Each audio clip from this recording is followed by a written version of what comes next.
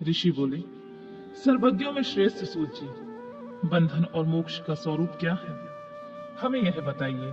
सूत जी ने कहा, महर्षियों, मैं बंधन और मोक्ष का स्वरूप तथा मोक्ष के उपाय का वर्णन करूंगा। तुम लोग आदर पूर्वक सुनो। जो प्रकृति आदि 8 बंधनों से बंधा हुआ है वह जीव वृद्ध कहलाता है, और जो उन 8 बंधनों से छूटा हुआ है उसे मुक्त कहते हैं। प्रकृति आदि को वश में कर लेना मोक्ष कहलाता है। बंधन आगंतुक है और मोक्ष स्वतः सिद्ध है। वृद्ध जीव जब बंधन से मुक्त हो जाता है तो उसे मुक्त जीव कहते हैं।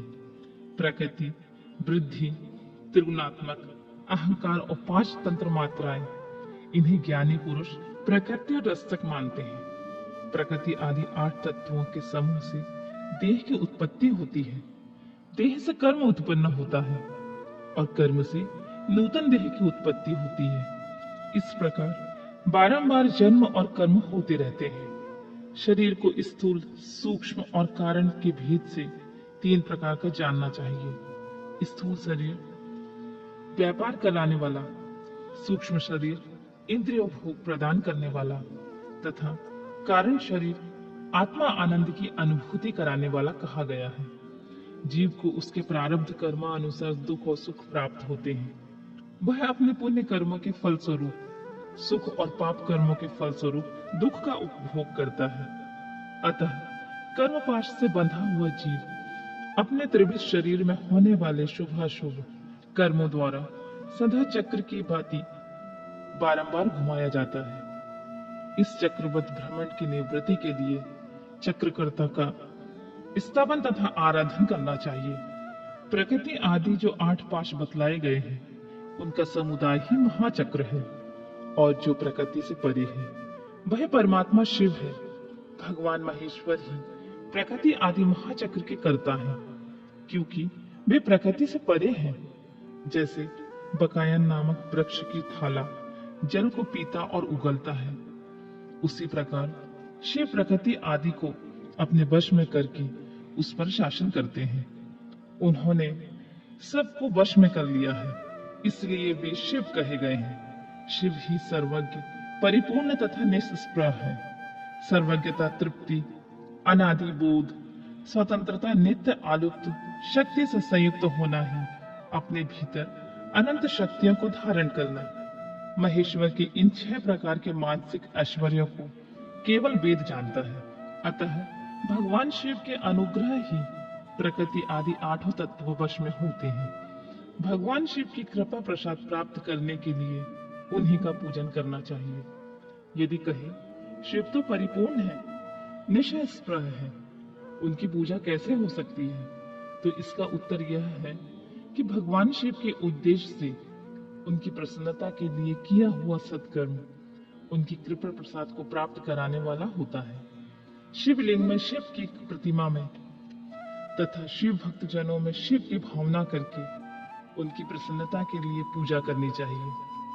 वह पूजन शरीर से, मन से, वाणी से और धन से भी किया जा सकता है। उस पूजा से महेश्वर शिव, जो प्रकृति से परे है, पूजक पर विशेष कृपा करते हैं और उनका वह कृपा प्रसाद सत्य होता है। शिव की कृपा से कर्म आदि बंधन अपने वश में हो जाते हैं। कर्म से लेकर प्रकृति पर्यंत सब कुछ जब वश में हो जाता है तब वह जीव मुक्त कहलाता है और स्वात्मा स्वरूप से विराजमान होता है। परमेश्वर शिव की कृपा से जब कर्म जनित शरीर अपने वश में हो जाता है तब भगवान शिव के लोक में निवास का सौभाग्य प्राप्त होता है। इसी को सालोक्य मुक्ति कहते हैं। जब तंत्र मात्राएं वश में हो जाती हैं तब जीव जगदम्बा सहित शिव का सामीप्य प्राप्त कर लेता है। यह सामीप्य मुक्ति है। उसके आयुध आदि और क्रिया आदि सब कुछ भगवान शिव के समान हो जाते हैं। भगवान का महाप्रसाद प्राप्त होने पर बुद्धि भी वश में हो जाती है। बुद्धि प्रकृति का कार्य है, उसका वश में होना सृष्टि मुक्ति कहा गया है। पुनः भगवान का महान अनुग्रह प्राप्त होने पर प्रकृति वश में हो जाएगी। उस समय भगवान शिव का मानसिक ऐश्वर्य बिना यत्न के ही प्राप्त हो जाएगा। सर्वज्ञता और तृप्ति आदि जो शिव के ऐश्वर्य हैं, उन्हें पाकर मुक्त पुरुष अपने आत्मा में ही विराजमान होता है। वेद और शास्त्र में विश्वास रखने वाले विद्वान पुरुष इसी को सामुज्य मुक्ति कहते हैं। इस प्रकार लिंग आदि में शिव की पूजा करने से क्रमशः मुक्ति स्वतः प्राप्त हो जाती है। इसलिए शिव की कृपा प्रसाद प्राप्त करने के लिए तत्संबंधी क्रिया आदि के द्वारा उन्हीं का पूजन करना चाहिए। शिव कृपा, शिव तप, शिव मंत्र, जप, शिव ज्ञान और शिव ध्यान के लिए सदा उत्तरोत्तर अभ्यास बढ़ाना चाहिए। प्रतिदिन प्रातः काल ही रात के सोते समय तक और जन्म काल से लेकर मृत्यु पर्यंत सारा समय भगवान शिव के चिंतन में ही बिताना चाहिए। सद्योजात आदि मंत्रों द्वारा तथा नाना प्रकार के पुष्पों से जो शिव की पूजा करता है वह शिव को ही प्राप्त होगा। ऋषि बोले, उत्तम व्रत का पालन करने वाले सूत जी, लिंग आदि में शिव जी की पूजा का क्या विधान है, हमें यह भी बताइए। सूत जी ने कहा, द्विजो, मैं लिंगों के क्रम का यथावत वर्णन कर रहा हूँ, तुम सब लोग ध्यान से सुनो। वह प्रणव ही समस्त अभीष्ट वस्तुओं को देने वाला प्रथम लिंग है। उसे सूक्ष्म प्रणव रूप समझो। सूक्ष्म लिंग निष्फल होता है, स्थूल लिंग सकल। पंचाक्षर मंत्र को ही स्थूल लिंग कहते हैं। उन दोनों प्रकार के लिंगों का पूजन तप कहलाता है। वे दोनों ही लिंग साक्षात मोक्ष देने वाले होते हैं। पौरुष लिंग और प्राकृतिक लिंग के रूप में बहुत से लिंग होते हैं। उन्हें भगवान शिव ही विस्तार पूर्वक बता सकते हैं, दूसरा कोई नहीं जानता है। पृथ्वी के विकार भूत जो जो लिंग ज्ञात हैं, उनको मैं तुम्हें बता रहा हूँ। उनमें स्वयंभू लिंग प्रथम है, दूसरा बिंदु लिंग, तीसरा प्रतिष्ठित लिंग, चौथा चर लिंग और पांचवा गुरु लिंग है। देवर्षियों की तपस्या से संतुष्ट हो उनके समीप प्रकट होने के लिए पृथ्वी के अंतर्गत बीज रूप से व्याप्त हुए भगवान शिव वृक्षों के अंकुर की भांति भूमि को भेद कर नादलिंग के रूप में व्यक्त हो जाते हैं। वे स्वतः व्यक्त हुए शिव स्वयं प्रकट होने के कारण स्वयंभू नाम धारण करते हैं। ज्ञानी जन उन्हें स्वयंभू लिंग के रूप में जानते हैं। उस स्वयंभू की पूजा से उपासक का ज्ञान स्वयं बढ़ने लगता है। सोना चांदी के आदि पत्र पर, भूमि पर अथवा वेदी पर अपने हाथ से लिखित जो शुद्ध प्रणव मंत्र रूप लिंग है, उसमें तथा मंत्र लिख का आलेखन करके उसमें भगवान शिव की प्रतिष्ठा और आवाहन करें। ऐसा बिंदु नादमय लिंग स्थावर और जन्म दोनों प्रकार का होता है।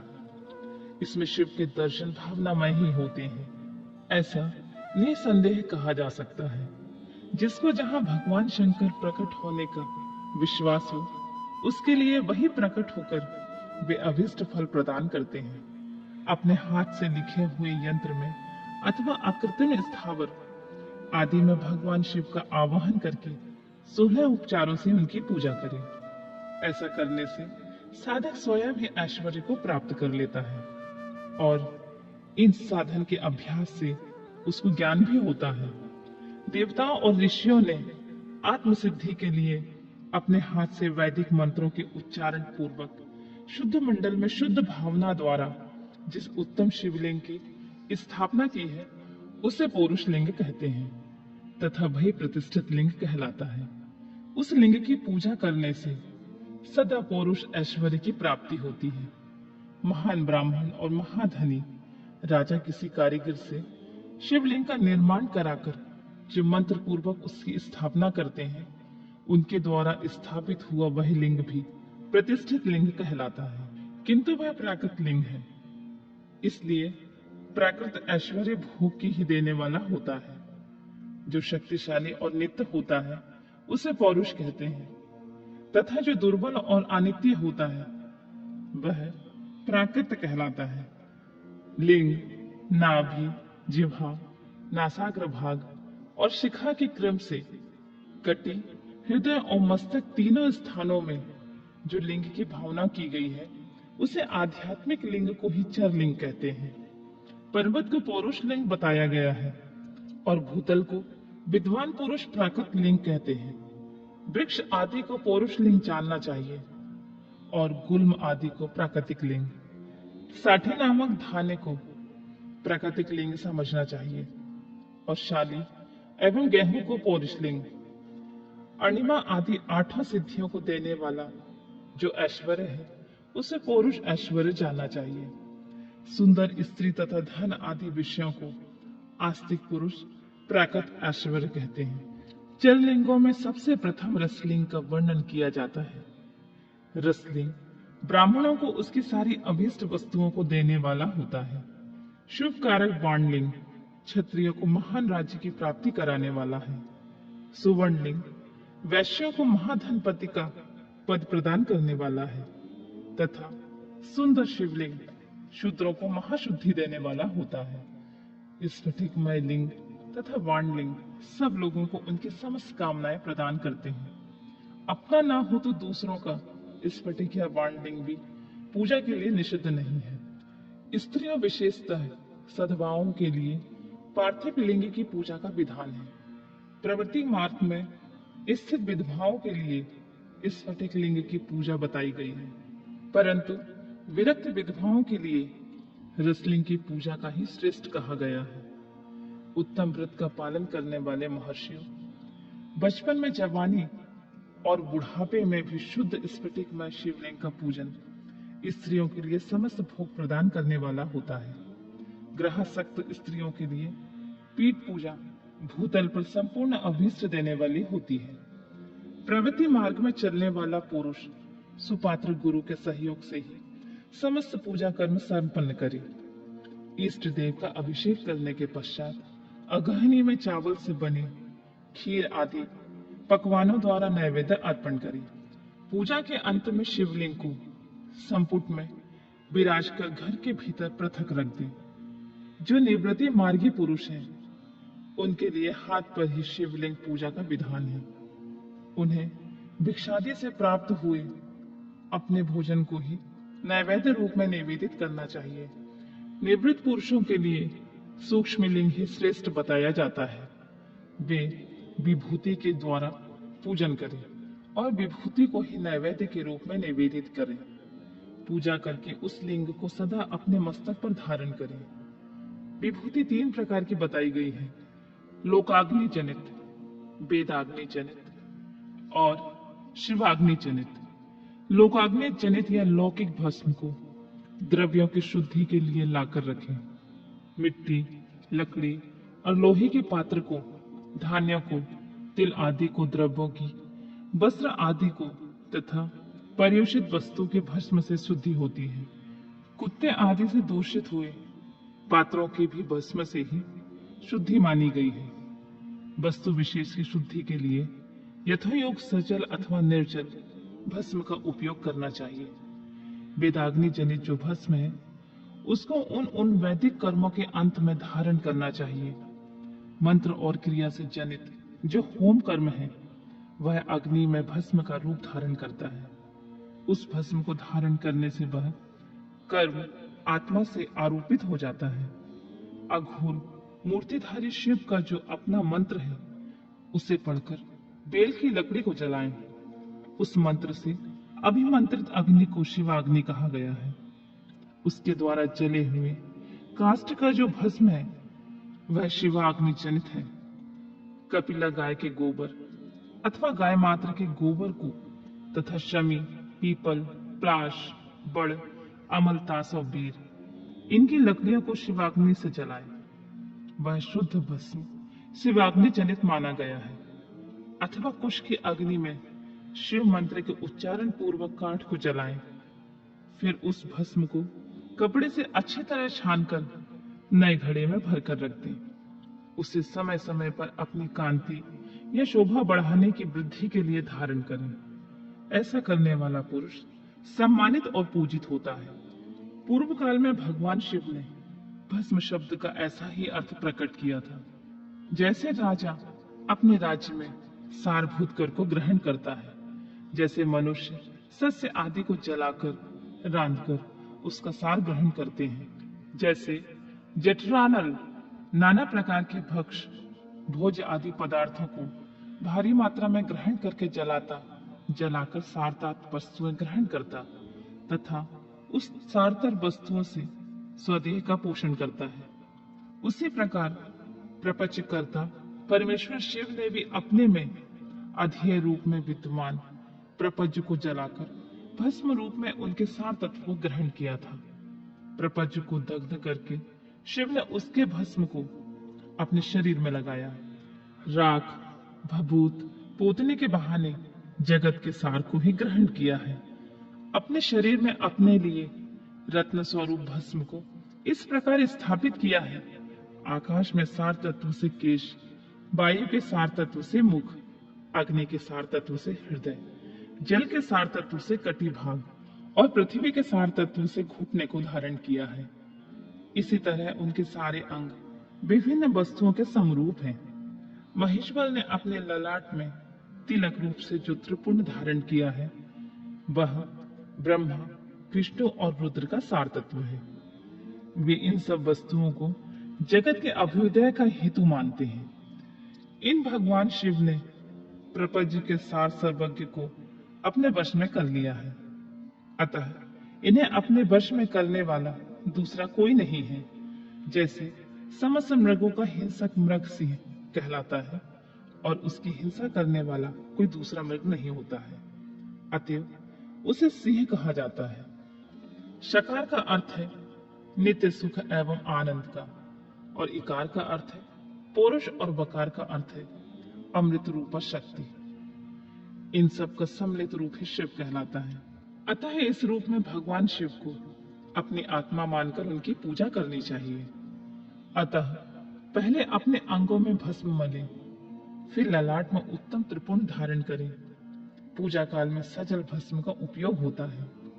उसे द्रव्य शुद्धि के लिए निर्जल भस्म का गुणातीत परम शिव राजस आदि का स्वीकार गुणों का अवरोध करते हैं, दूर हटाते हैं। इसलिए वे सबके गुरु रूप का आश्रय लेकर स्थित हैं। गुरु विश्वासी शिष्यों के 3 गुणों को पहले दूर करके फिर उन्हें शिवा तत्व का बोध कराते हैं। इसीलिए गुरु कहलाते हैं। गुरु की पूजा परमात्मा शिव की पूजा होती है। गुरु के उपयोग से बचा हुआ सारा पदार्थ आत्मा शुद्धि करने वाला होता है। गुरु की आज्ञा के बिना उपयोग में लाया हुआ सब कुछ वैसा ही है जैसे चोर चोरी करके लाई हुई वस्तु का उपयोग करता है। गुरु से भी विशेष ज्ञानवान पुरुष मिल जाए तो उसे भी यत्न पूर्वक गुरु बना लेना चाहिए। अज्ञान रूपी बंधन से छूटना ही जीव मात्र के लिए साध्य पुरुषार्थ होता है। अतः जो विशेष ज्ञानवान है वही जीव को उस बंधन से छुड़ा सकता है। जन्म और मरण रूप द्वंद्व को भगवान शिव के माया ने ही अर्पित किया है। जो इन दोनों को शिव के माया को ही अर्पित कर देता है, फिर वह शरीर के बंधन में नहीं पड़ता।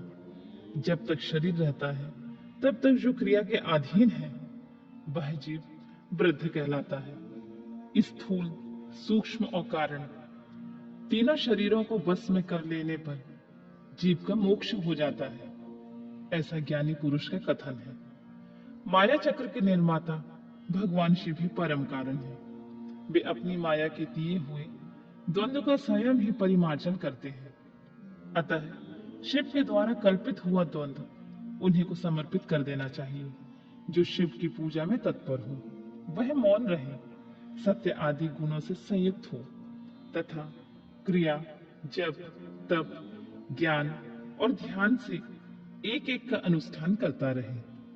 ऐश्वर्य, दिव्य शरीर की प्राप्ति, ज्ञान का उदय, अज्ञान का निवारण और भगवान शिव के सामीप्य का लाभ, ये क्रमशः क्रिया आदि के फल हैं। निष्काम कर्म करने से अज्ञान का निवारण हो जाने के कारण शिव भक्त पुरुष उसकी यथोक्त फल को पाता है। शिव भक्त पुरुष देश, काल, शरीर और धन के अनुसार यथा योग्य क्रिया आदि का अनुष्ठान करे। न्यायोपार्जित उत्तम धन से निर्वाह करते हुए विद्वान पुरुष शिव के स्थान में निवास करे। जीव हिंसा आदि से रहित अत्यंत क्लेशपूर्ण जीवन बिताते हुए पंचाक्षर मंत्र के जप से अभिमंत्रित अन्य और जल को सुख स्वरूप माना गया है। अथवा कहते हैं कि दरिद्र पुरुष के लिए भिक्षा से प्राप्त हुआ अन्न ज्ञान देने वाला होता है। शिव भक्त को भिक्षा से प्राप्त हो वैश्य भक्त को बढ़ाता है। शिव योगी पुरुष भिक्षात्र को शुभ शंभु सूत्र कहते हैं। जब किसी भी उपाय से जहां कहीं भी भूतल पर शुद्ध अन्न का भोजन करते हुए सदा मौन भाव से रहे और अपने साधन का रहस्य किसी पर प्रकट न होने दे। भक्तों के समक्ष ही शिव के महात्मा को प्रकाशित करें। शिव मंत्र के रहस्य को भगवान शिव ही जानते